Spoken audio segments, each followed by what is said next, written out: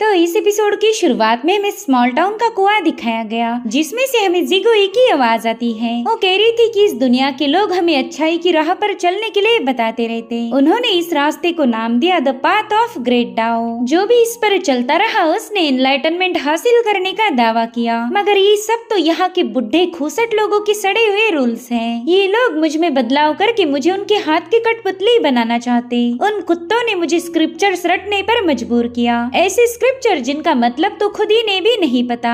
वो चाहती थी कि मैं अपने हर एक इमोशन को सप्रेस करके एक बेकार सी ह्यूमन बन जाऊं। एक बार मैं ह्यूमन बन जाती तब इनके सारे अरमान पूरे हो जाते, लेकिन मैं इनकी बात क्यों सुनूं? क्या मैंने इनकी बातें इसलिए माननी चाहिए क्योंकि मेरे अंदर अलग ब्लड है जो कि इस मॉर्टल वर्ल्ड से बिलोंग नहीं करता? ये सब तो बकवास है। इनके एनलाइटनमेंट और इनके ग्रेट डाओ की ऐसी की तैसी। ग्रेट डाओ तो बस एक जरिया है जिसका इस्तेमाल करके ये लोग अपने एम्बिशंस को पूरा करके सब कुछ कंट्रोल करना चाहते।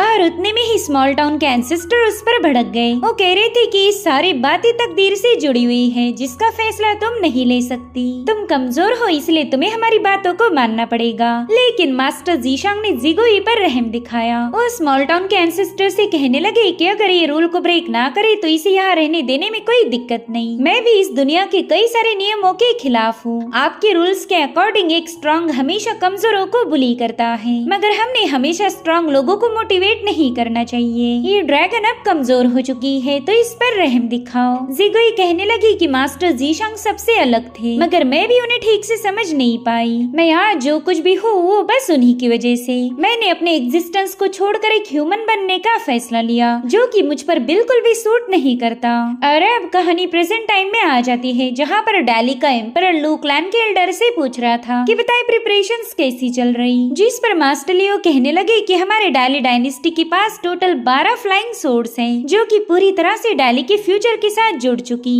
तो अगर हम उन सभी सोर्ड्स को एक साथ अनलिश कर दे तो अगले 20 सालों तक हम उनका दोबारा से इस्तेमाल नहीं कर पाएंगे। उतने में ही एम्परर अपने बेटे सोंग जिनशिन से कहने लगे कि तुम मास्टर लू के साथ काफी दिनों से ऑरास को रीड करने की आर्ट को प्रैक्टिस कर रहे हो, तो बताओ क्या तुम उस लियांग की कल्टीवेशन रॉल्म को सेंस करके बता सकते हो कि वो कौन सी स्टेज पर है? जिस पर सोंग जिनशिन कहने लगा कि मेरा परसेप्शन अभी भी बिल्कुल भी क्लियर नहीं। तो मास्टर लू तुरंत ही एम्परर को समझाने लगे कि इस आर्ट को सीखना काफी ज्यादा मुश्किल है, और वैसे भी उस लियांग ने जानबूझकर अपनी कल्टीवेशन को हाइड किया है। तो अगर जिनशिन ने उसे थोड़ा सा भी महसूस किया तो ये भी बहुत बड़ी कामयाबी होगी। इनका टैलेंट तो ऑलरेडी इनके साथियों को काफी ज्यादा पीछे छोड़ चुका। जो सुनते साथ ही एम्परर जिनशिन को शाबाशी देने वाले थे, मगर वो बंदा तुरंत ही पीछे हट गया। यानी कि जिनशिन अपने फादर को ज्यादा पसंद नहीं करता। वहीं पर मास्टर लू अपनी एक डिस्क को चेक करते हुए बता रहे थे कि लियांग 11वीं या फिर 12वीं लेवल पर हो सकता है। हमारी दुनिया में आज तक बस 10वीं रेल्म के ही कल्टीवेटर्स पाए गए, मगर पता नहीं कैसे ये बंदा उस लेवल को भी सरपास कर चुका।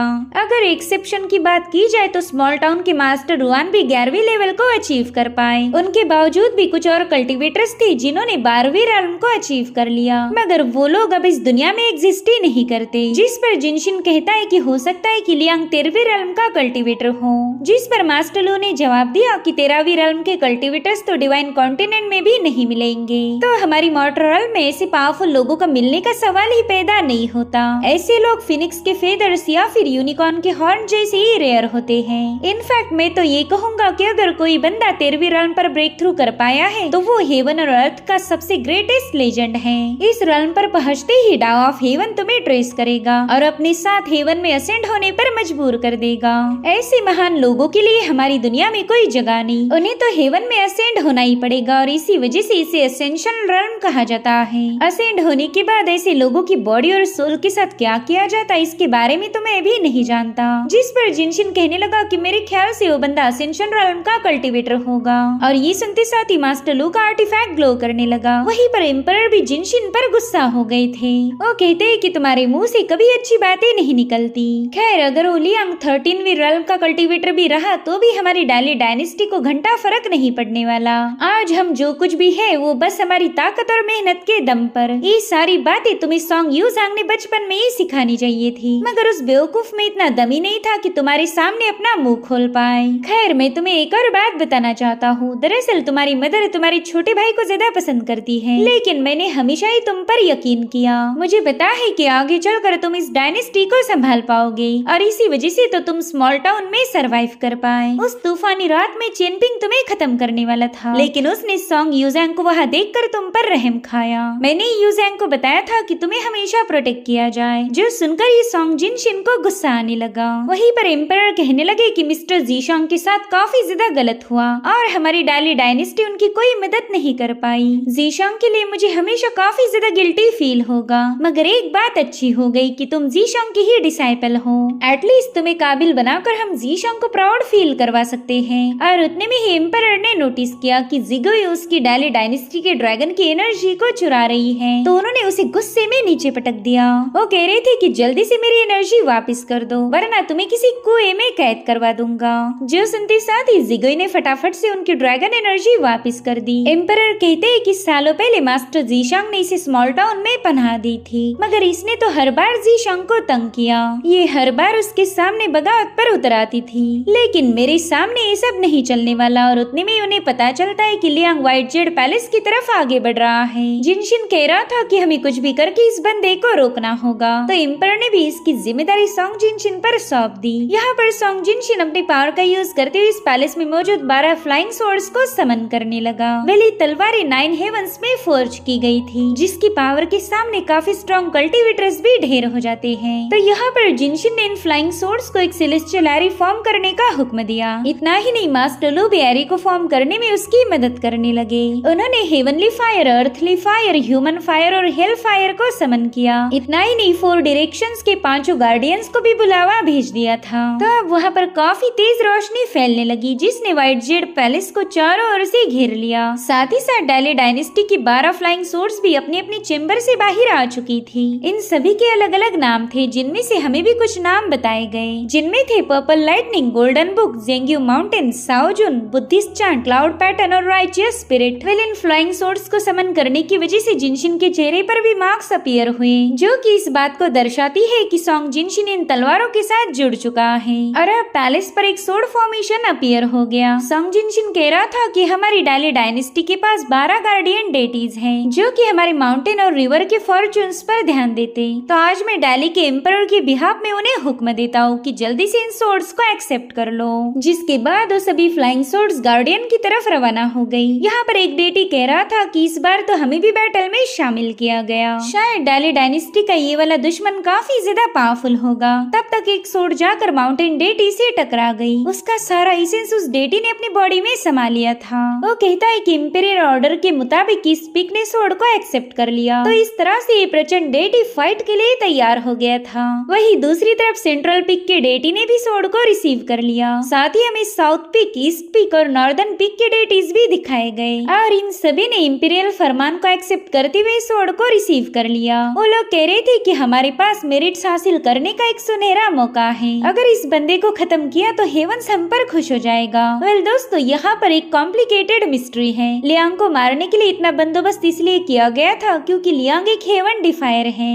और साथ ही वो चेनपिंग को भी प्रोटेक्ट कर रहा था। भले चेनपिंग फिलहाल ज्यादा पावरफुल नहीं, मगर आगे चल के वो काफी ज्यादा भयानक बनने वाला है। तो हेवन ने डिसाइड किया कि चेनपिंग को अभी मारो, सस्ता पड़ेगा, वरना आगे चलकर ये बंदा हेवंस के लिए खतरा बनने वाला है। और अगर बात डाली डायनेस्टी या फिर इन डेटीज की जाए तो ये लोग बस हेवन के ऑर्डर्स को फॉलो कर रहे थे। और अब जैसे उन्हें लियांग नजर आया, उस पर काफी ज्यादा भड़क गए। एक डेटी ने अपना बड़ा ही भयानक स्लैश अटैक लियांग की तरफ पास कर दिया था, जो कि जंगलों को डिस्ट्रॉय करते हुए आगे बढ़ने लगा। मगर यहाँ पर लियांग को कोई टेंशन नहीं था। वो अपने 4-5 स्लैशेस एक साथ रिलीज करते उस डेटी के अटैक को डिस्ट्रॉय करके सीधे उसके सामने जाकर खड़ा हो गया। लियांग कहता है कि मैं तुम्हारे साथ फाइट करने में जरा भी दिलचस्प नहीं हूँ, मैं तो यहाँ पर आया हूँ डाली के एम्परर के लिए, इसलिए जल्दी से साइड में हट जाओ। मगर वो डेटी तो काफी ज्यादा घमंडी था। वो कहने लगा कि यहाँ पर डाली के 12 डेटीज मौजूद हैं, उनके होते हुए भला तेरे जैसा कमीना आगे कैसे बढ़ सकता। जिस पर लियांग कह रहा था कि तुमने मुझे नहीं बल्कि मैंने ही तुम सभी नमूनों को घेर रखा है। और उतने में उन पर बहुत ही भयानक हेवनली प्रेशर रिलीज होने लगा,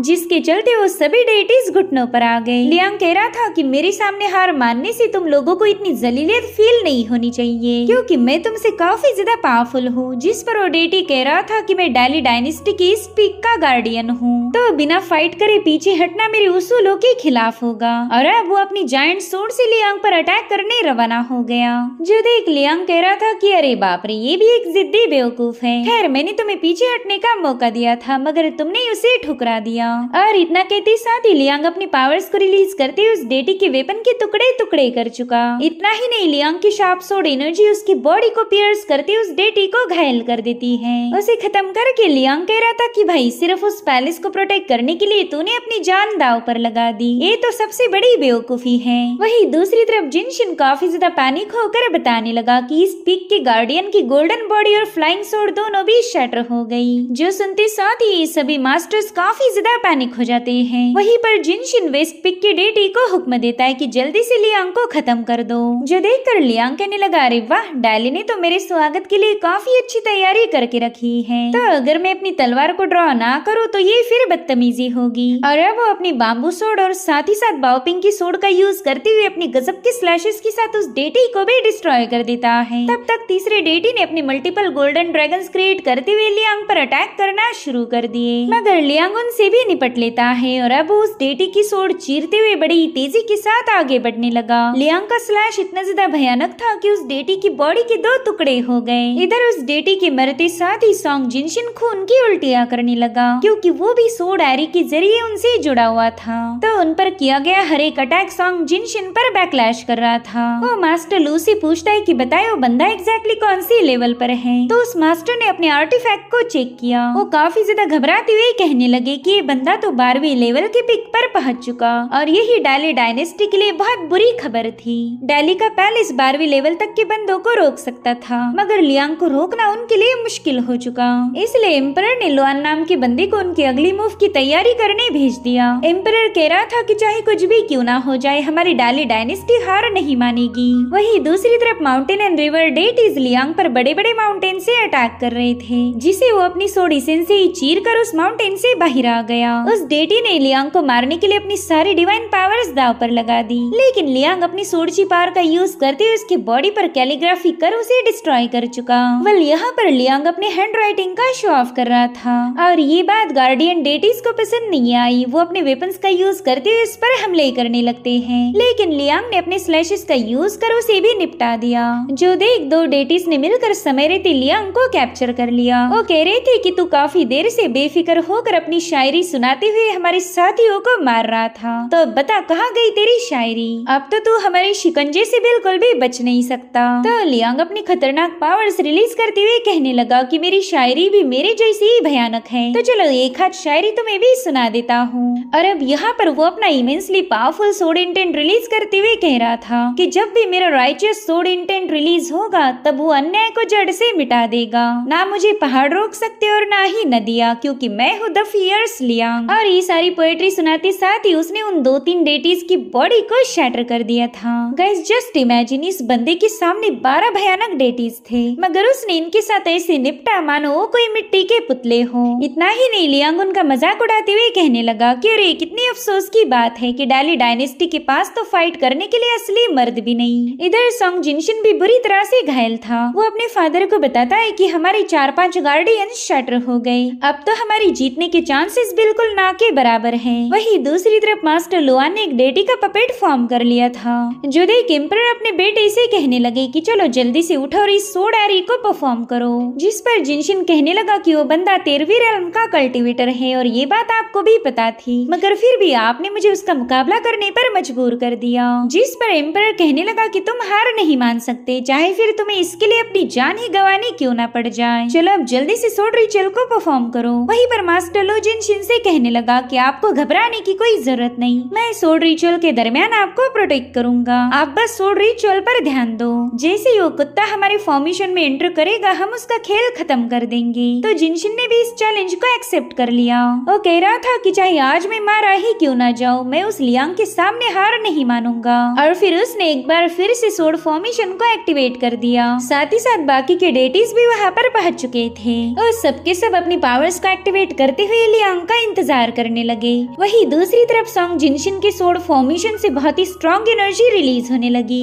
जो कि सीधे जाकर लियांग से टकरा चुकी थी। यहाँ पर लियांग अपनी दोनों तलवारों का यूज करते हुए उस एनर्जी को काउंटर कर रहा था। उसने देखा कि डाली डायनेस्टी ने यहाँ पर एक फेक डेटी को फॉर्म किया है। वो कह रहा था कि भले ये फेक डेटी काफी ज्यादा पावरफुल है, लेकिन मुझे हरा नहीं सकती। और इतना कहते साथ ही लियांग ने उसी एनर्जी को उनकी तरफ ही पास कर दिया। वो सोड एनर्जी जहाँ से भी गुजरी उसने उस पूरे इलाके को जलाकर राख कर दिया और इसी से हम इस सोड फॉर्मेशन की पावर का अंदाजा लगा सकते हैं। मगर लियांग की सोड एनर्जी के अटैक को डिस्ट्रॉय करते साथ ही जिनशिन का सोड फॉर्मेशन ब्रेक हो गया। यहाँ पर जिनशिन इतनी बुरी तरह से घायल हुआ था कि वो वहीं पर बेहोश हो गया, मगर फिर भी एम्परर को कोई फर्क नहीं पड़ता। मगर जिनशिन की ऐसी हालत देखकर जिगुई को काफी ज्यादा गुस्सा आने लगा। वहीं पर एम्परर मास्टर लू से पूछ रहा था कि बताए क्या वो बंदा मारा गया, लेकिन मास्टर लू का आर्टिफैक्ट तो बुरी तरह से शेक कर रहा था। वो कहते ना एम्परर, वो बंदा अभी भी जिंदा है। इधर लियांग बड़े इक्वल अंदाज में अपनी स्वॉर्ड को उठा लेता है। वो कहता है कि डाली डायनेस्टी का ये फाइनल अटैक काफी ज्यादा भयानक था, मगर अभी तक ये लोग उस लेवल तक नहीं पहुंच पाए जहाँ पर ये मुझे मार सके। और अब वो बड़े स्टाइलिश अंदाज में अपने स्लैश अटैक को रिलीज करते हुए कहने लगा कि डाली डायनेस्टी चलो अब मेरे हमले को झेलने के लिए तैयार हो जाओ। यहाँ पर लियांग का स्लैश अटैक बड़ी तेजी के साथ कैपिटल की तरफ आगे बढ़ रहा था, तो जिनशिन ने क्रिएट किए हुए डेटिस तुरंत ही उस अटैक को रोकने के लिए वहाँ पर शील्ड फॉर्म कर लेते हैं। मगर उनकी पावरफुल शील्ड तो एक सेकंड तक भी टिक नहीं पाई। लियांग का सोड स्लैश अटैक बड़ी तेजी के साथ उसे ब्रेक करते हुए आगे बढ़ रहा था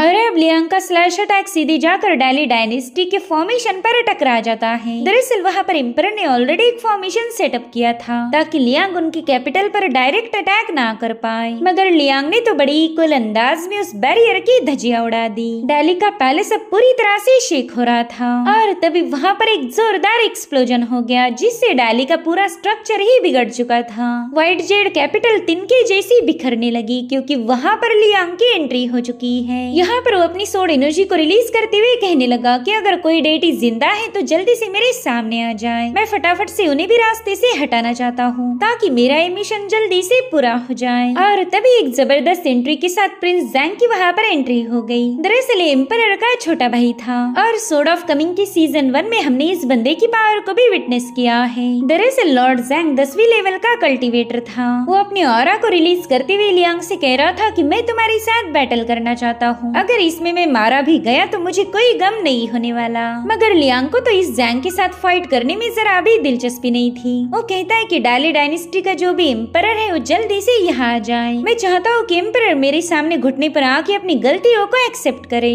मैं सिर्फ 10 तक काउंट करूंगा, अगर तब भी एम्परर मेरे सामने नहीं आया तो ये डाली डायनेस्टी पूरी तरह से मिट जाएगी। जिसके बाद लियांग अपनी काउंटिंग शुरू करते हुए सबसे पहले जैंग पर हमला कर देता है। यहाँ पर लियांग का जबरदस्त स्लैश अटैक बड़ी तेजी के साथ उसके करीब पहुँच चुका था। लॉर्ड जैंग उसे बता रहा था कि मेरे पास सभी ग्रैंड मास्टर की फिजिक है, इसीलिए तुम्हारे जैसा स्पेशल इमॉर्टल भी मेरा कुछ बिगाड़ नहीं सकता। और यहाँ पर लॉर्ड जैंग अपनी पूरी ताकत लगाते हुए लियांग के स्लैश को रोकने लगा था। जो देख लियांग कहता है कि मेरे भाई अभी तक मैंने बस अपने एक ही हाथ का यूज किया है, अगर मैं अपने दोनों हाथों का यूज करूंगा तो बता फिर तेरा क्या हश्र होगा। वैसे मैंने सुना था कि तू तो बड़ी बड़ी बातें फेंकने में माहिर है। तुमने सबको ये बताया कि मास्टर जीशांग के साथ फाइट करते वक्त तुमने अपने एक ही हाथ का इस्तेमाल करके उस बंदे की पिटाई कर दी। इधर लॉर्ड जैंग बुरी तरह से घायल होने लगा। वो एम्परर को बताता है कि इस बंदे की सोड जी काफी ज्यादा भयानक है, ये तो मेरे इंटरनल मेरिडियंस को डैमेज कर रही। और अब लॉर्ड जैंग ने दर्द के मारे जोर जोर से चिल्लाना शुरू कर दिया, तो एम्परर उसे बचाने के लिए अपने फेक डेटी को वहाँ पर भेज देता है। उस डेटी ने फटाफट से जाकर लियांग के स्लैश अटैक को दूसरी डायरेक्शन में रिलीज कर दिया, जिसके चलते लॉर्ड जैंग की जान बच गई थी। लियांग कह रहा था कि अरे ये तो मोहिस्ट आर्मर से बना हुआ डेटी है, और अब उस डेटी ने फटाफट से अपने पुर्जों को जोड़ना शुरू कर दिया।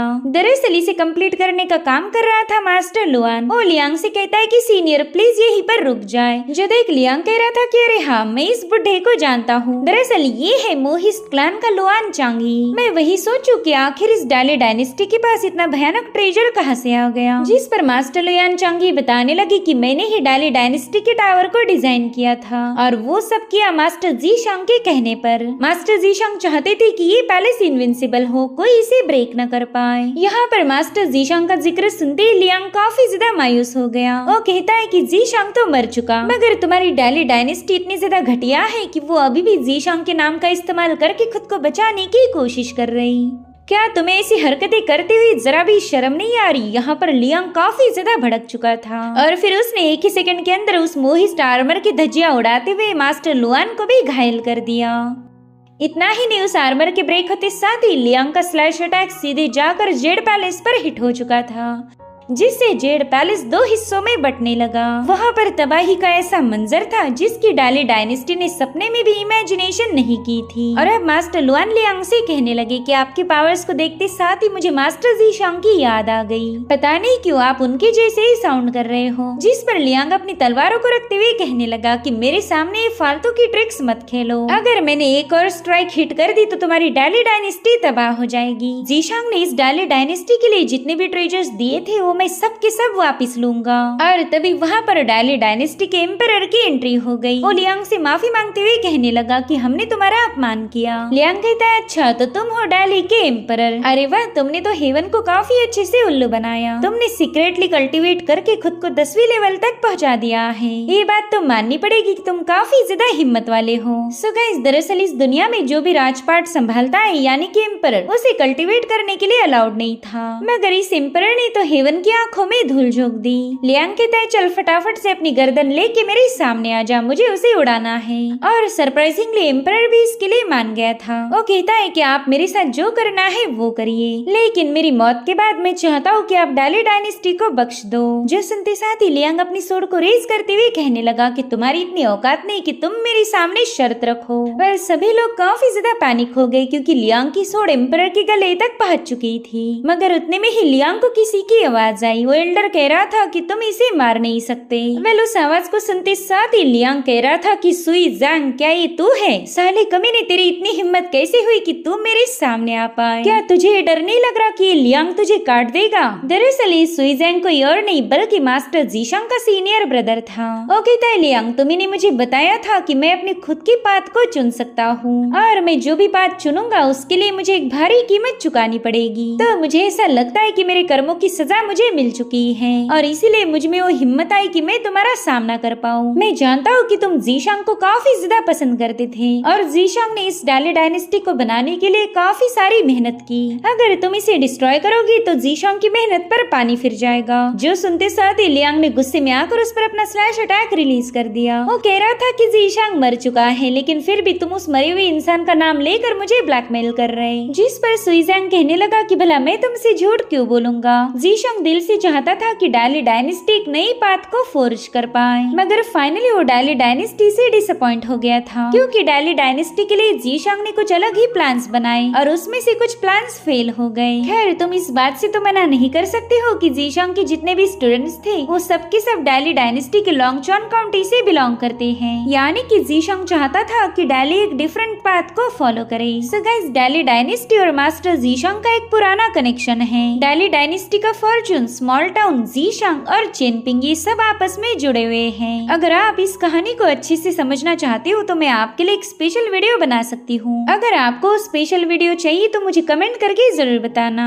अगर मुझे ज्यादा कमेंट्स आए तो मैं जरूर से उस वीडियो पर काम करूंगी। आपको बस कमेंट सेक्शन में स्पेशल एपिसोड लिख के देना है। और अब कहानी पर वापिस आते हैं। लियांग सुई ज़ांग से कह रहा था कि तुमने बचपन से ही ज़ीशांग के साथ कम्पीट किया। अगर तुम उसमें हार जाते तो तुम्हें उसके लिए ज़ीशांग से नफरत करने की कोई जरूरत नहीं थी, मगर तुमने तो हार को एक्सेप्ट ही नहीं किया और वहीं से तुम्हारे दिल में ज़ीशांग के लिए नफरत पनपना शुरू हो गई। तुम्हारे मास्टर के पास ढेर सारी अर्थ शैटरिंग अचीवमेंट्स थी, मगर फिर भी उस बंदे ने अपने टैलेंट्स का शो ऑफ नहीं किया, बल्कि उसने तो खुद को ही अपनी दुनिया में सिक्लूड कर दिया। उसे किसी बात का घमंड नहीं था और ज़ीशांग भी बिल्कुल उनके जैसा बन गया, मगर तुम वैसे नहीं बन पाए। जिस पर सुई ज़ांग कहने लगा कि मास्टर ने हमेशा ही ज़ीशांग को ही पसंद किया था, मगर लियांग तो ये सुनते साथ ही काफी ज्यादा गुस्सा हो जाता है। वो कह रहा था कि तुम काफी ज्यादा शातिर थे, तुमने ज़ीशांग को जानबूझकर मरने के लिए छोड़ दिया और उस अकेले ने ही ओल्ड मॉन्स्टर्स का मुकाबला किया। इसी वजह से तुम ना ही एक इंसान बन पाए और ना ही डीमन, तुम ना एक इमॉर्टल बन पाए और ना ही गॉड। तो तुम्हारी इस हालत के जिम्मेदार तुम खुद हो। जिस पर मास्टर सुई ज़ांग कह रहा था कि मेरे लिए नहीं तो एटलीस्ट ज़ीशांग की खातिर इस तबाही को यहीं पर रोक दो।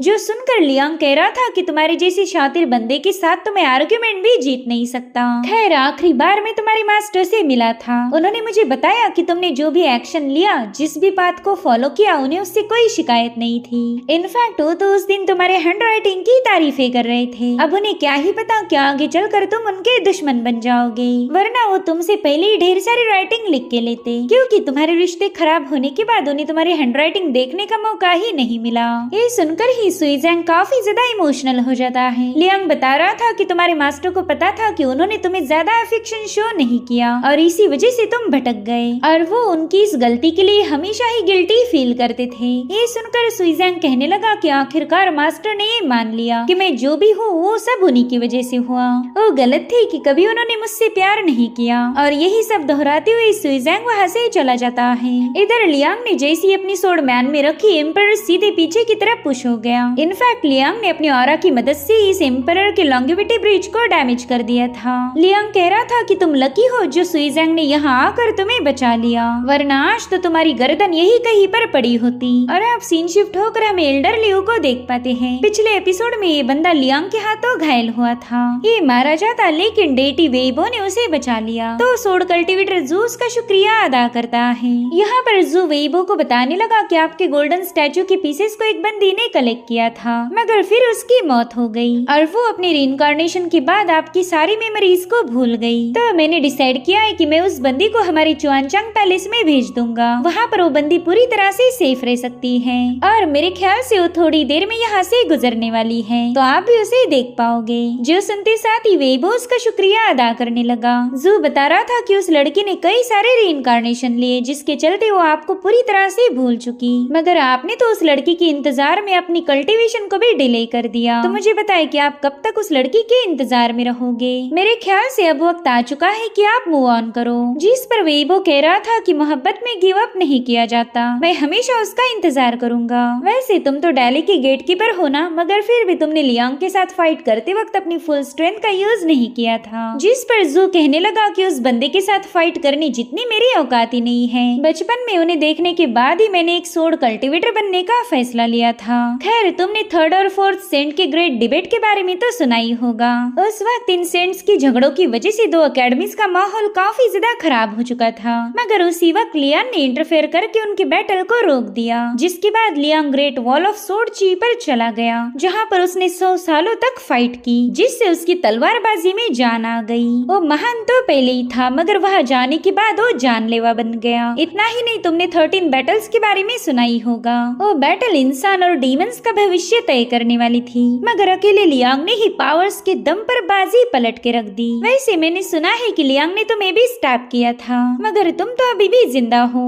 और काफी ज्यादा जोशीले भी। अब तो तुम हर किसी के सामने स्टाइल मार पाओगे, ये बताकर कि तुम लियांग के हमले से जिंदा बच गए। और यहाँ पर जू वेइबो के मजे ले रहा था और वेइबो भी काफी ज्यादा खुश हो गया। इधर लियांग को आसमान से अपने सीनियर की आवाज आने लगी। वो कह रहे थे कि अर्थ एंड हेवन के सेंट्स रूल्स में बंधे हुए हैं, तो इसी वजह से तुम इस मॉर्टर वर्ल्ड में ज्यादा दिनों तक टिक नहीं सकते, क्योंकि रूल्स को फॉलो करना तुम्हारी बस की बात नहीं। तुम तो एक बेफिक्रे तलवारबाज हो। पिछली बार तुमने मॉर्टर वर्ल्ड में जाकर तबाही मचा दी थी, क्या उससे भी तुम्हारा दिल नहीं भरा जो तुम दोबारा से वहाँ चले गए? जो सुनकर लियांग अपने मास्टर से इरिटेट होते हुए कहने लगा कि जब देखो तब आप बस मेरे पीछे बकवास करते रहते हो। इतना लेक्चर तो मेरी माँ ने भी मुझे नहीं सुनाया था। अगर आपको मुझ पर इतना ही ज्यादा गुस्सा आ रहा है तो यहाँ आकर मेरी पिटाई क्यों नहीं लगाते? खैर आप तो यहाँ आने से रहे, अब मुझे ऊपर आना पड़ेगा। जिसके बाद वो एम्परर से कहने लगा कि तुम्हारे पैलेस को डिस्ट्रॉय करने के लिए मैं अपनी दोस्त बाओ पिंग की सोड लाया था, तो अब ये सोड तुम उसे वापस लौटा देना। और हाँ, उसके सामने जरा तुम इससे बात करो, वो मेरी दोस्त है। तो एम्परर ने भी डर के मारे हाँ में जवाब दिया। लियांग कह रहा था कि बाओ पिंग इस सोड को अपनी कमर पर होल्ड करके राइड करेगी। तुम्हें तो खुश होना चाहिए कि तुम्हारी मॉर्टर वर्ल्ड में उसके जैसी वॉरियर है। और फिर जैसे लियांग ने वो सोड पास करी, लॉर्ड ज़ैंग उसे कैच कर लेता है, मगर इस सोड को होल्ड करना भी उसके लिए काफी ज्यादा मुश्किल हो गया था। वहीं पर लियांग कह रहा था कि अगर तुमने चेनपिंग या फिर उसके दोस्तों पर अटैक करने की जरूरत दिखाई तो मैं लियांग एक बार फिर से हेवनली वेल को चीर कर इस मॉर्टर वर्ल्ड में दाखिल हो जाऊंगा। उस दिन तुम्हारी डायली डायनेस्टी को मेरे कहर से फिर कोई भी बचा नहीं सकता, ना सुई ज़ैंग और ना ही ज़ीशांग का नाम। और उतने में ही लियांग ने अपनी पावर्स को एक्टिवेट कर दिया, जिससे डायली डायनेस्टी काफी तेजी के साथ शेक होने लगती है। वहीं पर लियान आसमान की तरफ देखकर कहने लगा कि चलो यहाँ का काम तो खत्म हुआ, अब मैं वापस जा रहा हूँ। उतने में ही उसके सामने एक बहुत ही भयानक फिनोमिना क्रिएट हुआ। उस खूबसूरत नजारे को देखकर ये लोग फाइनली समझ गए कि लियांग 13वीं realm के इनिशियल नहीं बल्कि पिक पर पहुंच चुका था, यानी कि बस एक ब्रेक थ्रू करके वो सीधा चला जाएगा 14th realm पर। ये सब देखकर ही डायली डायनेस्टी के तो होश ही उड़ गए। वहीं पर लियांग हेयर स्टाइल ठीक करते हुए आगे बढ़ने लगा। वो कह रहा था कि पहले मुझे हेवंस के चमचों से निपटना होगा, तभी मैं अपने डेस्टिनेशन पर पहुंच जाऊंगा। इधर जिनशिन की मदर सनरुइन तो गुस्से के मारे बौखला गई थी। ये औरत अब चाहकर भी चेनपिंग को मार नहीं पाएगी। अगर उसने ऐसी जुर्रत की तो लियांग यहाँ आकर उसे जलाकर राख कर देगा। दरअसल लियांग एक हेवन डिफायर था। उसने जानबूझकर अपनी कल्टीवेशन को सप्रेस किया ताकि हेवन उसे अपने हाथ की कठपुतली ना बना पाए। लियांग को बेफिक्रे तलवारबाज के नाम से जाना जाता था। वो तो एक ऐसा बंदा है जो हेवन के साथ लड़ता नहीं बल्कि वो तो हेवन को फुल टू इग्नोर मारता। उसके लिए फ्रीडम ही सबसे ज्यादा इम्पोर्टेंट था। इधर किदुन फॉरेस्ट से गुजरते हुए वेइबो ने अपने लवर को भी देख लिया।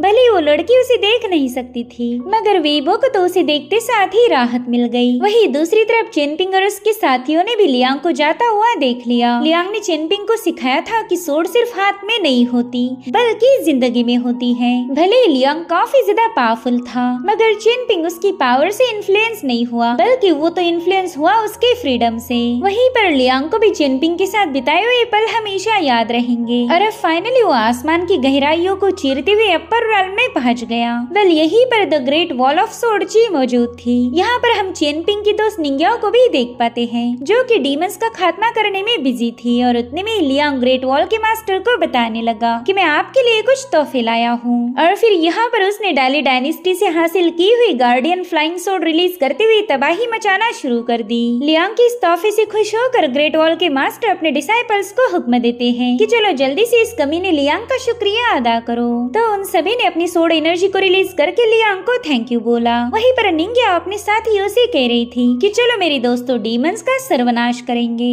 और इसी के साथ एपिसोड यहीं पर एंड हो जाता है। Thank you so much for watching. Bye bye, take care.